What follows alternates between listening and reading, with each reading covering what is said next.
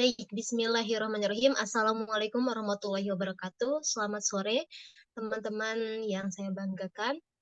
Bertemu lagi kita di mata kuliah Geografi Politik.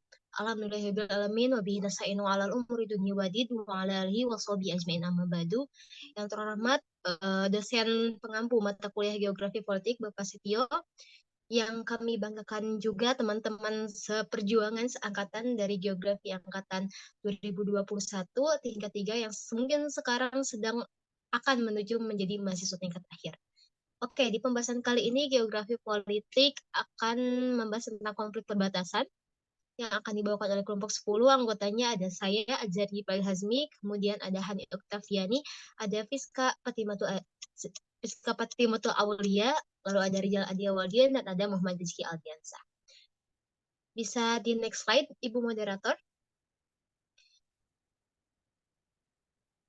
Nah, ini ada anggota kelompok kami.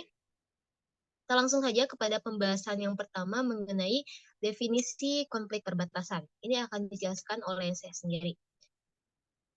Konflik dan perbatasan seringkali kita dengar, seringkali kita temui di kehidupan sehari-hari, baik itu di kehidupan kita sebagai masyarakat biasa maupun hingga tingkatannya di negara, bahkan di internasional.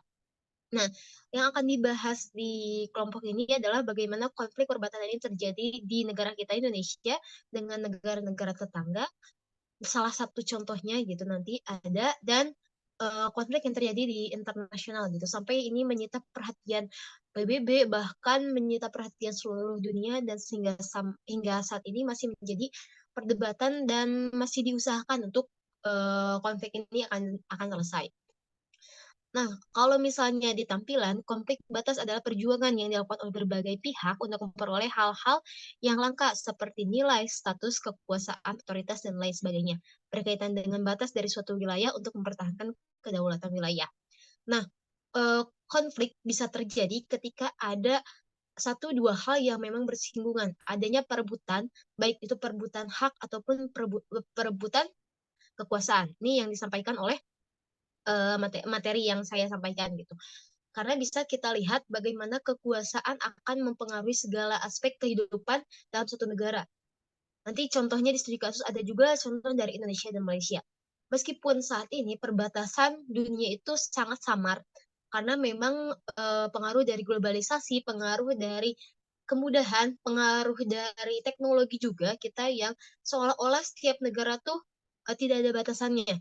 Namun yang meskipun tidak ada batas, tapi jika batas ini terus disamarkan dan ditiadakan, maka kedaulatan sebuah negara itu akan menjadi terancam, bahkan bisa menghancurkan sebuah negara.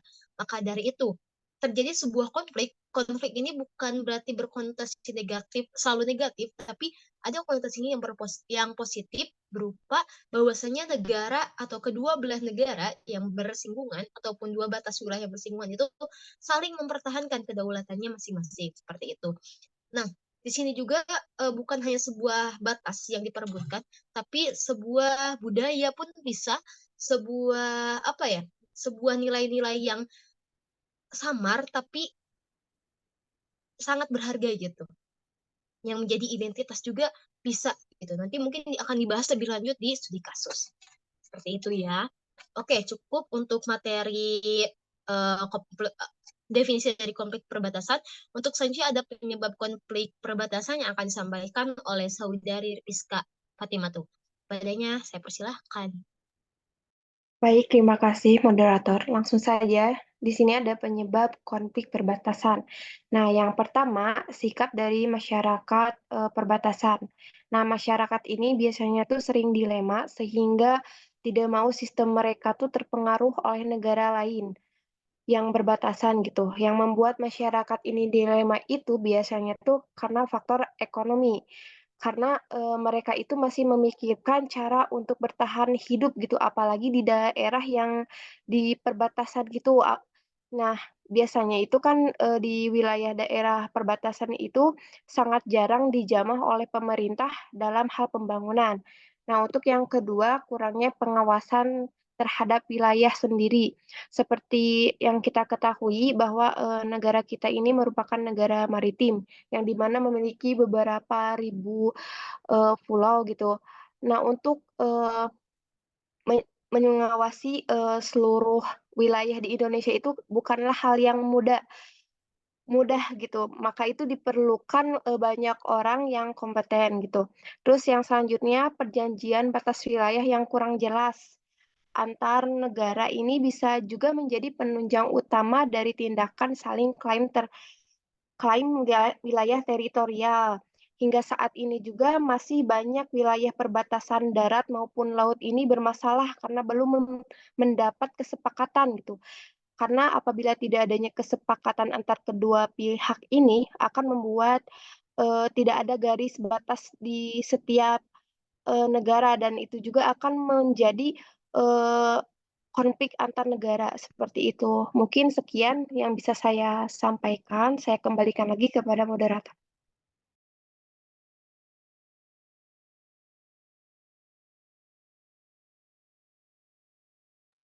Baik, terima kasih Piska yang telah menyampaikan materi terkait penyebab konflik perbatasan. Selanjutnya ada dampak yang akan terjadi yang akan disampaikan oleh Rizal Adia Walidin kepada saudara Rizal. Saya persilahkan. Oke, sebelumnya terima kasih ya kepada Ajari yang telah melibatkan saya. Mungkin langsung saja.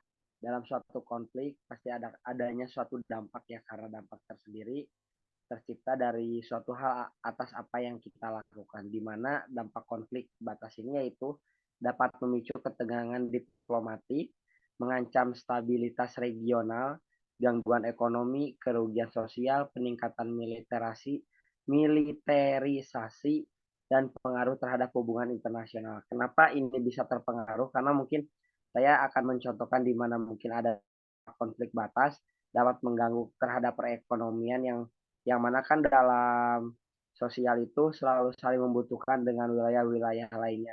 Dan ketika ada konflik batas, biasanya kebutuhan yang dibutuhin sama orang lain itu biasanya akan dilakukan penyetopan kayak gitu yang dapat mengganggu terhadap ekonomi, yang melanjutnya juga terhadap kerugian sosial dan lain-lain. Boleh next slide.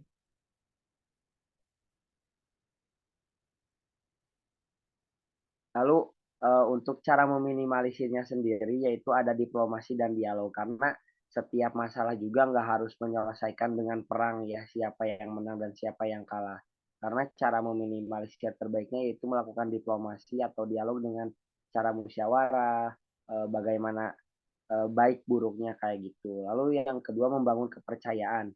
Nah, biasanya untuk cara meminimalisirnya juga membangun kepercayaan setiap antar daerah atau antar negara, agar apa? Agar tidak ada kalau di kita tuh mungkin jadi suujon, jadi kayak tidak terjadi saling nuduh menuduh kayak gitu. Lalu adanya kerjasama ekonomi agar lebih mempererat dalam saling butuh kayak itu, adanya penyelesaian sengketa.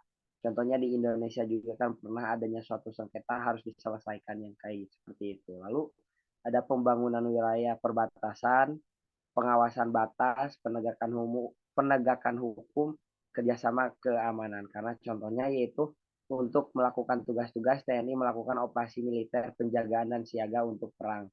Dan operasi militer selain perang seperti mengamankan wilayah perbatasan, terus memberdayakan wilayah pertahanan dan kekuatan pendukungnya sesuai dengan sistem pertahanan semesta seperti itu. Saya cukupkan, saya kembalikan kepada Ajari.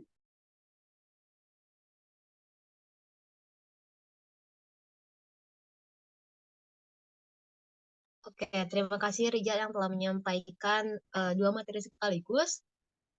Untuk selanjutnya ada studi kasus terkait negara Indonesia dengan negara lainnya yang akan disampaikan oleh Hani. Kepada Hani saya persilahkan. Oke, sebelumnya saya ucapkan terima kasih kepada Ibu moderator ya. Nah, di sini sebelumnya ada konflik perbatasan antara Indonesia dan Malaysia. Nah, berkaca dari beberapa kasus gitu, sengketa batas wilayah antara Indonesia dan Malaysia ini ternyata ada tiga hal gitu yang menjadi penyebab sengketanya. Yang pertama ada perbedaan pandangan terkait garis pembatas teritorial. Nah, ini tuh mengenai batas garis teritorial sengketa ini adalah perselisihan atau ketidaksepakatan antara pemilikan atau kendali atas daerah di antara dua atau lebih negara. Umumnya, sengketa batas wilayah ini muncul diawali oleh perbedaan pandangan yang berkaitan dengan garis pembatas teritorial masing-masing negara gitu. Seperti yang terjadi dalam sengketa Blok Ambalat pada 1979 silam, yang terjadi karena Indonesia dan Malaysia mengalami perbedaan persepsi terhadap posisi Ambalat. Nah, pada tanggal 27 Oktober tahun 1969 ditandatangani perjanjian tapal batas landas kontinen Indonesia-Malaysia yang disebutkan bahwa Blok Ambalat merupakan milik Indonesia. Sejak saat itu, konflik antara Indonesia dan Malaysia ini memanas, khususnya pada tahun 1979, setelah Malaysia mengingkari perjanjian tapal batas landas kontinen. Jadi si Malaysia ini secara sepihak memasukkan blok maritim Ambalat ke dalam peta wilayah mereka. Hal ini tuh tentu saja mendapat penolakan dari pihak Indonesia dan sejumlah negara lainnya seperti Filipina, Singapura, Vietnam, Cina, Thailand, dan Inggris. Nah, yang kedua juga ada perbedaan pandangan atas beberapa perjanjian. Nah, perjanjian ini tuh yang dimaksud antaranya perjanjian pada tahun 1891 dan 1915 di sektor timur, serta Takrat tahun 1928 di sektor barat Pulau Kalimantan. Baik Indonesia maupun Malaysia kerap berbeda pandangan terhadap hasil pengukuran lapangan yang tidak sesuai dengan perjanjian yang telah disepakati. Nah, yang ketiga itu ada sengajaan garis perbatasan yang dibuat oleh Belanda dan Inggris. Ini tuh terjadi pada tahun 2002. Pulau Sipadan dan Ligitan yang sempat diperebutkan Indonesia dan Malaysia secara resmi menjadi milik negara Malaysia sesuai keputusan Mahkamah Internasional. Nah, diketahui bahwa terjadinya sengketa atas Pulau Sipadan dan Ligitan disebabkan oleh ketidakjelasan garis perbatasan yang dulunya dibuat oleh Belanda dan Inggris di perairan timur Pulau Kalimantan. Selanjutnya, ada perairan ini, konflik Laut Natuna Utara. Nah, konflik ini tuh berada di kawasan dengan sumber daya alam yang melimpah dan berbatasan langsung dengan laut bebas, membuat si Laut Natuna ini menjadi incaran banyak negara gitu. Kontroversi diawali dari Malaysia yang menyatakan bahwa Natuna secara sah seharusnya milik Malaysia. Namun untuk menghindari konflik panjang pada era konfrontasi tahun 1962 sampai 1966, Malaysia ini tidak menggugat status Natuna. Selepas konfrontasi Indonesia-Malaysia, sentimen anti-Cina di kawasan Natuna muncul. Nah, sampai saat ini, jadi si Natuna ini masih menjadi sasaran negara-negara asing untuk berlayar ke wilayah tersebut. Bahkan Indonesia beberapa kali masih menangkap kapal asing yang masuk daerah ke daerah Natuna gitu. Mungkin dari saya dicukupkan sekian, saya kembalikan lagi kepada moderator. Terima kasih. Oke, terima kasih Hani yang telah menyampaikan materi konflik antara Indonesia dan Malaysia. Selanjutnya ada Muhammad Rizky Aldiansah yang akan menyampaikan materi selanjutnya. Silakan Rizky. Langsung saja ya kita ngebahas tentang konflik antara Indonesia dan Timor Leste, yang mana sengketa perbatasan yang terjadi antara Indonesia dan Timor Leste memang lebih disebabkan perebutan lahan pertanian atau sumber daya alam antara kedua warga negara, yakni warga Desa Haumeni Anak, Kecamatan Bikomi, Nilulat, dan Kabupaten Timor Tengah Utara, Nusa Tenggara Timur, dan warga Pasabe, Distrik Oesusi dan Timor Leste. Permasalahan mengenai penetapan sengketa batas wilayah antar kedua negara juga menjadi pemicu gitu. Namun pendekatan pembangunan ekonomi berupa kesejahteraan dan tingkat pendidikan juga berpengaruh dalam konflik tersebut.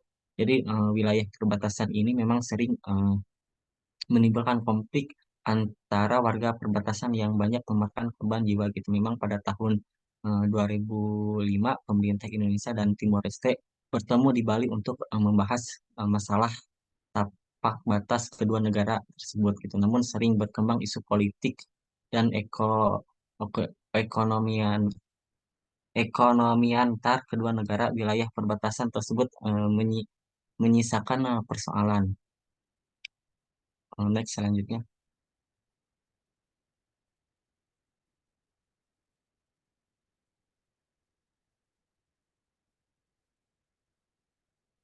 Di next slide.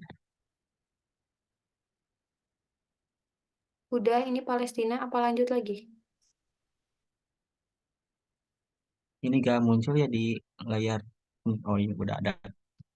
Lanjut ke konflik Israel dan Palestina. Konflik Israel dan Palestina memiliki akar yang sangat dalam dan kompleks, meliputi faktor-faktor sejarah, politik, dan budaya yang telah membentuk Timur Tengah modern dan campur tangan Barat. Salah satu akar dari konflik ini dapat ditelusuri kembali ke akhir abad ke-19 dan awal abad ke-20 ketika gerakan Zionisme muncul dan bertujuan untuk membangun sebuah tanah air bagi umat Yahudi di Palestina. Konflik ini juga dipicu oleh keinginan keduanya untuk mendirikan negara di tanah yang sama. Banyak upaya internasional yang telah dilakukan untuk mencapai solusi damai atas konflik ini, namun perjanjian damai selanjutnya sering kali gagal mencapai resolusi akhir. Dan Indonesia, upaya yang dilakukan oleh Indonesia terhadap konflik Israel dan Palestina ini, memang kan Indonesia sebagai negara yang menentang segala bentuk penjajahan yang telah lama dikenal karena dukungannya terhadap Palestina dan hak untuk memiliki negara mereka sendiri. Pemerintah Indonesia juga telah konsisten gitu untuk mengutuk pendudukan Israel atas wilayah Palestina. Nah, itu saja mungkin yang bisa saya sampaikan pada kesempatan kali ini. Saya kembalikan kepada moderator. Oke, terima kasih Rizky yang telah menyampaikan materi terkait konflik Indonesia dengan negara Timur Timur atau Timor Leste dan masalah konflik antara Palestina dan Israel yang sebenarnya ini menjadi pembahasan juga di PBB. Bahkan kemarin ketika di PBB Israel sedang berbicara gitu, menteri dari perwakilan dari Israel sedang berbicara, menteri luar negeri kita langsung untuk melakukan tindakan walk out gitu sebagai tanda ataupun sebagai sebuah tindakan bagaimana Indonesia sangat tidak mendukung dengan adanya konflik yang terjadi di Palestina dan Israel. Sebagaimana kita tahu Indonesia sangat mendukung, sangat melindungi Palestina dari konflik ini karena kita tahu di Palestina ada situs yang sangat berharga bagi umat Islam, yaitu ada Masjidil Aqsa yang menjadi kiblat awal mula sebelum Ka'bah. Maka ini sangat diperjuangkan oleh kita Indonesia sebagai negara dengan penduduk muslim terbanyak dan cukup banyak ya. Bahkan masjidnya pun terbanyak satu dunia. Kemarin juga baru mendapatkan berita terkait hal itu. Dan konflik antara Israel dan Palestina cukup menjadi sebuah pembahasan yang alot karena dan sekarang juga menjadi menarik ketika adanya bukan pembahasan, ngobrol ada pembicaraan gitu. Ada pembicaraan terkait Amerika dan Cina. Itu juga menjadi memang saya belum mengetahui secara lebih jelas lagi bagaimana kedua negara tersebut akan ikut campur lebih dalam lagi terkait konflik Palestina dan Israel. Namun yang terus kita Indonesia bisa dilakukan selain bernegosiasi dan menemukan kedamaian dan keadilan bagi Palestina, kita juga sering gitu membantu rakyat-rakyat Palestina dengan cara kita mengirim bantuan, sodakoh, bahkan yang saya tahu Ivan Gunawan atau siapa gitu artis di Indonesia itu sana gitu untuk saking hancurnya bangunan-bangunan yang ada di Palestina oleh Israel dihancurkan dan Indonesia pun di sana memiliki rumah sakit dan rumah sakit Indonesia pun dicurigai sebagai tempat penyimpanan senjata dan lain-lain, bahwasanya itu sangat tipu daya, maksudnya rumah sakit gitu, tempat orang-orang untuk mengobati lukanya, padahal itu kan lukanya dari Israel gitu, tapi tetap saya dicurigai mungkin itu adalah tipu muslihat yang sangat licik dari Israel. Ya begitulah antara kita, dari saya pribadi gitu, untuk membahas Palestina dan Israel, kita menginginkan kedamaian dan keadilan bagi Palestina, tapi di dalam Al-Quran ketika, mohon maaf ya kalau misalnya saya salah, mohon dibenarkan, ketika Palestina dan Israel sudah berdamai dan sudah clear gitu, maka kiamat juga, hari akhir pun akan semakin dekat dengan kita gitu. Itu yang mungkin sebuah kenyataan yang memang harus kita teladan terus kita perjuangkan untuk rakyat Palestina, dengan kita juga di sini menambah ibadah karena hari akhir akan ya segera tiba jika Palestina pun sudah berdamai dan mendapatkan keadilan. Dan konflik antara Indonesia dan Malaysia ini cukup menjadi perdebatan, menjadi suatu hal yang terus dibicarakan sampai saat ini gitu. Dan fenomenanya saat ini adalah ketika Malaysia ini sudah ketakutan. Anak mudanya banyak yang menggunakan bahasa gaul Indonesia. Nah, itu yang tadi kan di definisi konflik saya sebutkan bahwasannya adanya bahasa dan nilai yang yang menjadi konflik seperti itu. Kenapa? Karena itu menjadi sebuah kedaulatan. Bahasa yang kita tahu adalah menjadi sebuah identitas suatu bangsa dan negara. Bagaimana dan apa yang terjadi ketika bahasa sudah dicampuri ataupun sudah dikuasai oleh negara lain. Itulah, makanya kalau misalnya kalian nonton Upin Ipin, suka ada bahasa yang diucapkan oleh Cek Gung Melati, bahwasanya bahasa adalah jiwa bangsa. Itu yang ditekankan di Malaysia gitu. Dan sekarang pun Malaysia sedang ya dilanda kegalauan dan kegelisahan karena anak mudanya banyak yang sudah fasih menggunakan bahasa Indonesia. Dan seperti kita tahu di Indonesia ini bahwasanya banyak budaya Indonesia yang mau diadaptasi oleh Malaysia. Contoh batik, terus kalau makanan kalau nggak salah rendang atau nasi goreng gitu, itu juga mau diperbutkan oleh Malaysia kan. Tapi dengan adanya UNESCO sebagai penjaga kekayaan dari sebuah negara gitu, ada juga hukum internasional, maka itu bisa dicegah. Namun yang tidak bisa dicegah adalah sekarang era globalisasi yang saya katakan bahwasanya batasan di setiap negara itu menjadi samar. Negara satu dengan negara lainnya bisa saling mempengaruhi. Maka dari itu, Indonesia dengan berbagai bahasa, dengan banyaknya pulau, dengan berbagai suku, itu harus tetap menjaga semboyan kita Bhinneka Tunggal Ika gitu. Karena bagaimanapun Indonesia ini dikelilingi oleh banyak negara gitu yang berbatasan. Ada Papua Nugini, ada Australia, ada di atas itu ada Brunei Darussalam, ada Malaysia.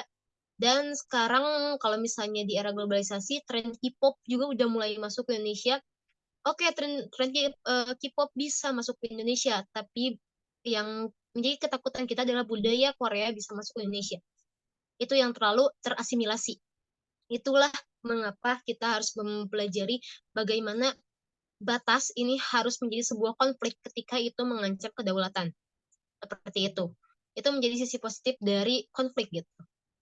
Mungkin dari teman-teman yang lain. Nah, kesimpulannya pada dasarnya konflik perbatasan adalah masalah global yang harus ditangani dengan cara aman, demokratis, berdasarkan hukum. Dalam hal ini, peran aktor internasional seperti Organisasi Perhubungan Antara Negeri atau OPAN sangat penting untuk memberikan solusi dan mendorong kerjasama antar negara agar konflik perbatasan dapat diselesaikan secara aman dan efektif. Ya, memang karena ketika ini tidak diselesaikan dengan demokratis, tidak diselesaikan dengan aman, maka akan terjadi perang. Karena itu adalah satu-satunya cara ketika jalan negosiasi dan diskusi tidak bisa menyelesaikan. Tapi karena saat ini adalah sudah zamannya hak asasi manusia itu sangat diagungkan, makanya ini harus diselesaikan dengan aman. Seperti itu. Karena sudah tidak zamannya lagi untuk perang dan saling membunuh, karena itu yang dibunuh dan yang menjadi korban adalah warga sipil yang tidak mengetahui ada apa sebenarnya di negaranya. Seperti itu. Itu menjadi sebuah tindakan yang sangat keji bagi negaranya. Oke? Untuk pertanyaan nanti kita lanjut di pertemuan selanjutnya. Oke, cukup sekian. Saya tutup. Wabillahi taufiq wal hidayah. Mohon maaf apabila ada kesalahan perkataan perbuatan dari kelompok 10. Terima kasih. Wabillahi taufiq wal hidayah. Wassalamualaikum warahmatullahi wabarakatuh.